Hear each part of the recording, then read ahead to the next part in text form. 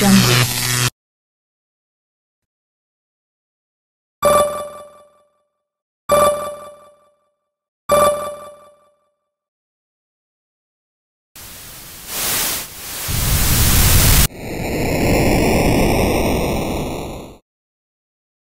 Assalamualaikum warahmatullahi wabarakatuh. Kita bertemu lagi di materi pemrograman game.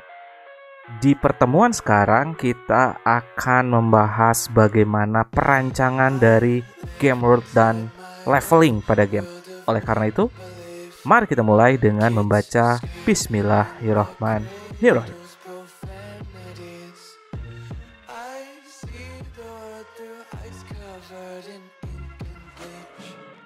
Cross out the ones who heard my cries and watched me weep. I love everything. Fire spreading all around my room. Baik, pertanyaan awal adalah tentunya kenapa desain sangat penting pada pembuatan game? Hal ini disebabkan karena jika kita bisa merancang game yang baik, walaupun kita hanya menggunakan mekanik yang sama dengan game yang telah kita buat sebelum-sebelumnya, tapi kita mampu merancang dunia permainan yang berbeda, yang kreatif, maka kita bisa menghasilkan game yang berbeda secara experience. Game yang menarik bagi pemain, akan menimbulkan suasana yang baru, padahal mekaniknya masih menggunakan mekanik game yang dahulu atau pernah kita buat sebelumnya. Dimana contoh core mekanik adalah seperti ini, yaitu core mekanik lompat. Pemain akan diminta untuk mengontrol pemainnya agar dapat melewati rintangannya. Lalu ada juga core mekanik slide, yaitu dengan menggunakan sentuhan tangan. Kita mengarahkan sentuhan tangan dengan menggeser, maka akan muncul seperti ini. Nah, ini adalah yang disebut dengan game world design. Game world design adalah bagaimana cara pembangunan dunia permainan yang mendukung setting, tema, dan landasan cerita pada game. Tentunya semua harus diawali dari inisiasi terlebih dahulu. Di saat inisiasi kita menggunakan 4 basic element. Di situ ada story, ada mekanik, ada estetik, ada teknologi. Lalu saat kita merancangnya ke tahapan berikutnya, kita turunkan lagi menjadi game world design. Sehingga dunia permainannya itu selaras dengan hasil dari inisiasi menggunakan 4 basic element. Terdiri atas open world game dan episodic game yang biasanya menggunakan level pada dunia permainannya. Open game world yaitu bagaimana kita memandang game world sebagai kumpulan tempat, bisa disebut kota, dungeon, dan lain-lain. Pokoknya tempat bermainnya, environment dari pemainnya yang ditempatkan pada dunia permainan, dan player diberi kebebasan untuk bergerak kemanapun untuk mengeksplor game world tersebut. Untuk mengarahkan pemain, player harus mengikuti alur game atau game story-nya. Maka biasanya player akan dibimbing oleh alur cerita yang disebut dengan quest. Jadi kita akan memberikan goal-goal sehingga alur ceritanya mengarahkan ke goals dari gamenya, dan itu biasanya disebut dengan quest. Untuk menghalangi player agar tidak dapat mencapai area yang dibuka untuk experience lebih lanjut, maka biasanya ditempatkan monster berlevel tinggi. Dan area yang tidak bisa dijangkau sebelumnya, player harus memiliki skill atau level yang memadai. Jadi dari sini kita harus mem-guide pemain mengeksplorasi, meningkatkan skillnya sehingga tidak mudah mencapai goalsnya, tidak mudah mengeksplorasi ke semua tempat dari game world-nya. Maka kita harus meng-guide pemain untuk mencari skill, mengupgrading skill, mengupgrade senjatanya dan lain-lain sehingga bisa melewati tantangan bahkan monster berlevel tinggi pada game kita. Tentunya kita harus memikirkan level design atau perancangan level pada game kita. Pada episodic game biasanya digunakan level. Level adalah media untuk mengantarkan pengalaman bermain secara bertahap pada player. Tahapan membangun level terdiri dari pertama adalah tahap perencanaan penambahan tingkat kesulitan pada level, lalu tahap perencanaan teknis, yaitu penentuan layout, tata letak dari gamenya, mekaniknya, dan lain-lain pada setiap level yang akan dibangun. Tentunya kita harus memikirkan, contohnya dari sisi skillnya, agar bisa setiap level bisa dilewati, bisa mencapai goal. Tentu kita harus memikirkan balancingnya, keseimbangannya. Nah, disinilah kita harus memikirkan ada skill apa saja, mekaniknya apakah akan bertambah karena ada kemampuan yang berbeda yang harus dimiliki oleh pemain. Itu harus kita rencanakan dengan baik. Lalu kita membangun prototype untuk menguji apakah ide kita berjalan sesuai dengan rencana atau tidak. Ini adalah flow state-nya, bagaimana alur yang bisa menjadi pedoman. Di mana di sini bisa kita lihat di sisi kanan bahwa jika kita memiliki game yang membutuhkan skill yang tinggi, jika terlalu sulit, maka akan menghasilkan kebosanan. Tetapi jika tingkat kesulitannya memang tinggi, dibarengi dengan tingkat skillnya yang sulit didapat, sulit untuk upgrading, maka akan menimbulkan kecemasan. Pemain akan cemas, pemain akan mungkin tidak mau melanjutkan bermain. Sehingga kita harus membentuk kurva atau sudut yang seimbang antara skill yang tinggi mampu menyeimbangkan kesulitan yang kita buat. Contohnya adalah di sini yang perlu kita perhatikan. Jika kita membuat alur ceritanya seperti ini, di mana ada sisi skill, lalu ada stage pertama bisa dibilang skillnya biasa saja, lalu di stage kedua meningkat skillnya dengan tantangannya, dan nanti di level ketiga ternyata tetap tidak berkembang, alurnya membosankan, maka kita bisa lihat di gambar yang sisi kanan, wajahnya pun akan wajah bosan. Bisa kita lihat karena stage 1 itu adalah tahap adaptasi pemain. Progresnya akan lambat. Mereka akan mencoba memainkan bagaimana cara mengontrolnya, bagaimana aksi-aksinya, bagaimana skill yang dimilikinya. Stage 1 itu adalah tahap adaptasi, tahap pengenalan. Jadi, jika kita membuat alurnya terlalu lambat, maka bisa saja pemain akan bosan. Dan tentunya pemain akan menyerah. Oleh karena itu, kita harus menjamin bahwa tingkat keberlanjutan skillnya tetap tinggi. Lalu stage 2, adaptasi sudah dilewati. Pemain sudah menguasai, maka di sini pemain akan menikmati environment-nya, menikmati permainannya.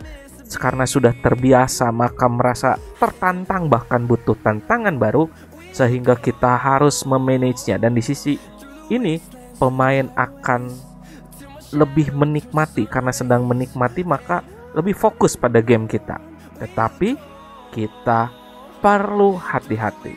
Jika di stage 2 kita membuat tantangan yang banyak, yang menarik, maka kita pun harus menjamin di stage 3 atau Master Challenge sudah menguasai, skillnya sudah tinggi, kita pun harus menyeimbangkan permainannya. Jangan sampai datar, flat secara alur cerita, sehingga tidak ada tantangan lagi.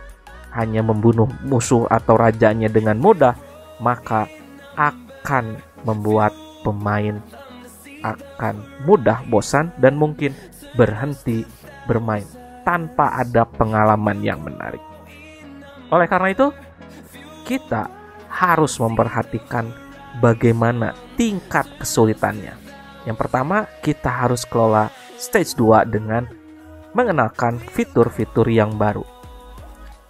Jika terlalu sulit, maka pemain akan mudah frustasi, tetapi jika terlalu mudah, pemain akan mudah bosan dan akan berhenti bermain.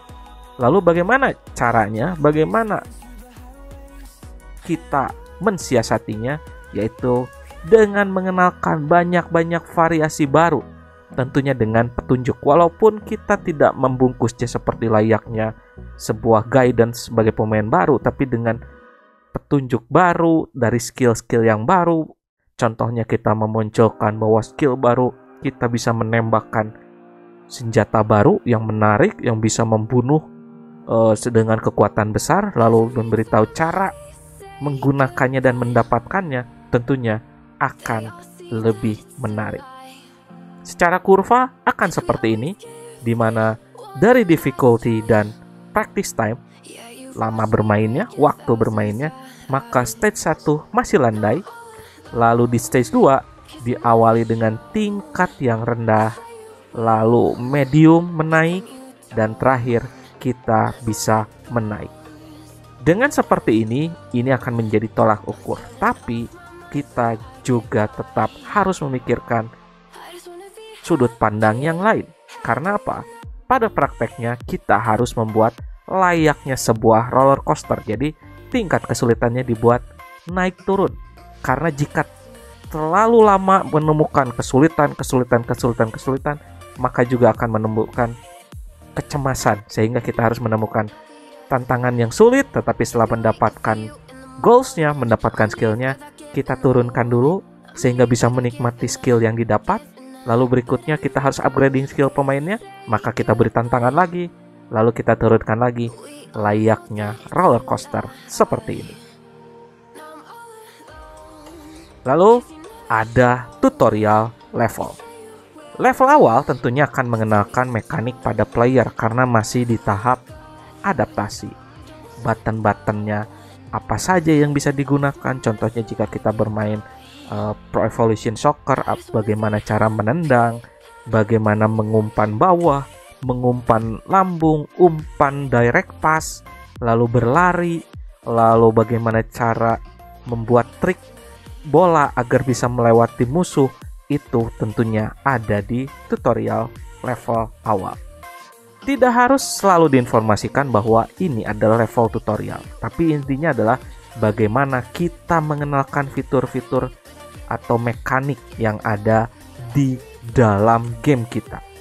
Informasinya, misalnya darah di posisi mana, poin di sisi mana, lalu kalau dapat mau beli bonus dan lain-lain ada di button yang mana, itu bisa kita kenalkan dan dikenalkan secara bertahap. Bisa saja berdasarkan skill yang sudah dia capai atau tingkatan yang sudah dia capai. Misalnya sudah melewati level 2, maka akan mengenalkan ada di level 3 harus membuka atau memungkinkan ada challenge yang lain. Itu secara bertahap-tahap. Lalu jangan buka semua fitur di awal, karena jika kita membuka semua fitur di awal, tidak akan ada rasa penasaran. Semua dibuka, semua langsung dicoba, saat sudah mengetahuinya tentu tidak ada lagi penasaran yang bisa memotivasi untuk mencapai tujuan. Lalu buat player mengulang tutorial di atas beberapa kali secara tidak langsung. Bagaimana caranya? Tentunya dengan banyaknya level atau banyaknya quest yang menggunakan fitur, mekanik, atau skill tertentu sehingga mereka mencoba berulang kali untuk menyelesaikan banyak quest, menyelesaikan banyak goals, tapi secara tidak langsung membiasakan menggunakan skill tersebut. Ini adalah aspek yang biasa muncul saat perencanaan level, dari layout, areas devoted to major challenge, termination condition, resource placement, player start and point, NPC position, jadi posisi musuhnya, areanya gimana, tata letaknya bagaimana, tingkat kenaikan kesulitannya, bagaimana. Terus untuk menyeimbangkan tingkat kesulitannya tentu harus ada secret area, bagaimana mungkin mendapatkan senjata rahasia, baju rahasia, itu mungkin kita bisa menyediakan secret area.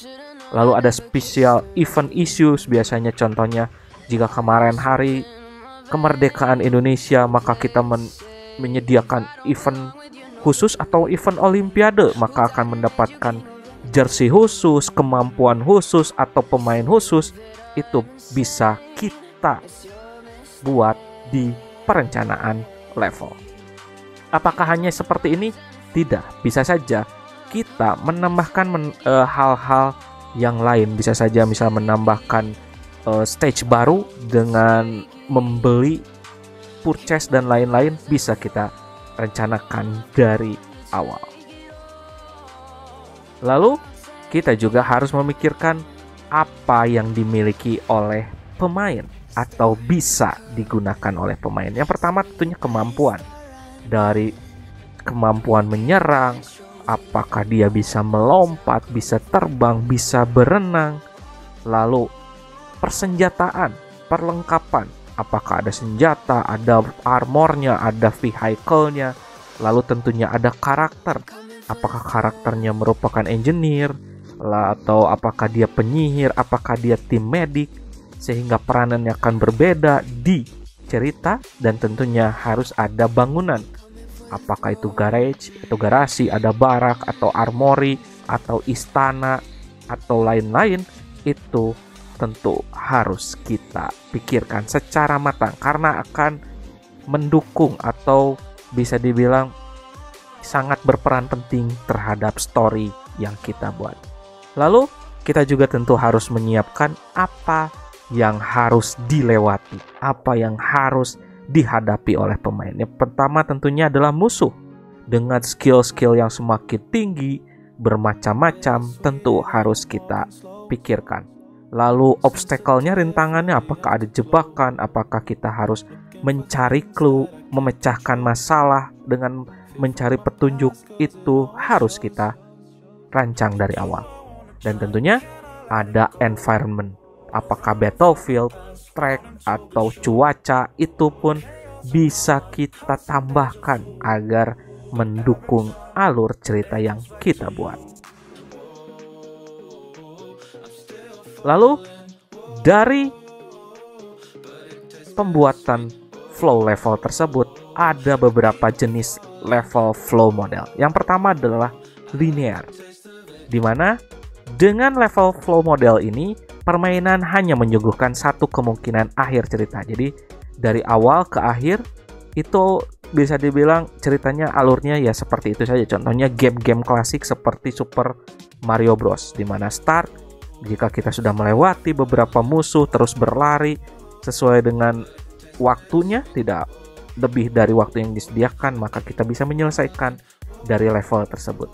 Dimana tantangannya adalah desainer itu atau perancang itu harus dapat menyuguhkan pengalaman yang menarik.